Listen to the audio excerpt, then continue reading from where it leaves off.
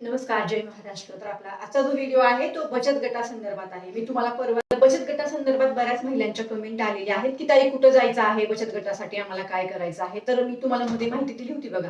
आपल्या ही जी बचत गटाची योजना आहे ना महसूल विभागाच्या अंतर्गत, तर त्याची मी माहिती तुम्हाला दिलेली होती. तर त्या योजनेच्या अंतर्गत किंवा त्या व्हिडिओच्या अंतर्गत मला बऱ्याच कमेंट आलेल्या आहेत. जसं तुमचं असं म्हणणं आहे की ताई कुठं जायचं, कुणाला भेटायचं, काय करायचं, आम्हाला कोणीही माहिती देणार किंवा आम्ही ह्याचा लाभ कसा घ्यायचा.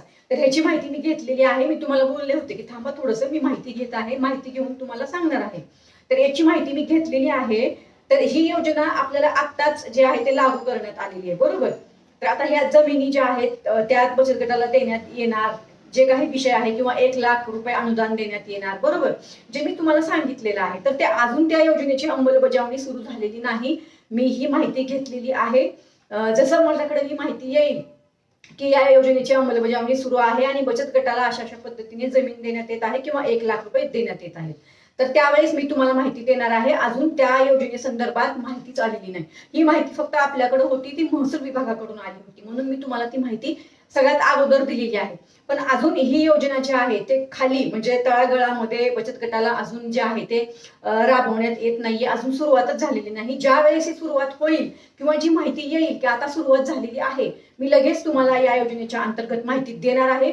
तोपर्यंत जर तुमचा बचत गट नसेल तर तुम्ही तुमच्या विभागामध्ये तुमचे बचत गट, तुमच्या गावामध्ये तुमचे बचत गट तुम्ही जे आहेत ते ओपन करू शकता, सुरुवात करू शकता. ज्यांचे बचत गट आहेत त्यांनी परत तुमच्या बचत गटामध्ये ही माहिती तरी द्या, जी माहिती मी तुम्हाला दिलेली आहे, म्हणजे तुम्हाला ही माहिती कळेल. तोपर्यंत तुम्ही तुमचे बचत गट नसतील तर ओपन करा, बचत गट असतील तर तुमच्या बचत गटामध्ये ही माहिती द्या की अशा पद्धतीने महसूल विभागाच्या अंतर्गत तुम्हाला 1 हेक्टर म्हणजेच 2.5 एकर जमीन देण्यात येणार आहे.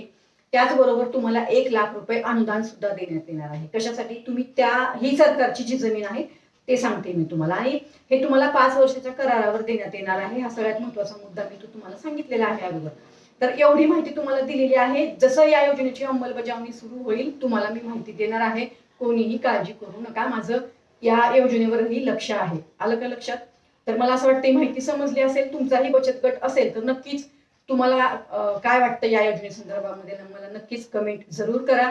बाकी अजून काही प्रश्न असतील तरी कमेंट करा. तुमच्या प्रश्नांवर उत्तरांचा व्हिडिओ मी लवकरच शेअर करते. धन्यवाद. जय हिंद, जय महाराष्ट्र.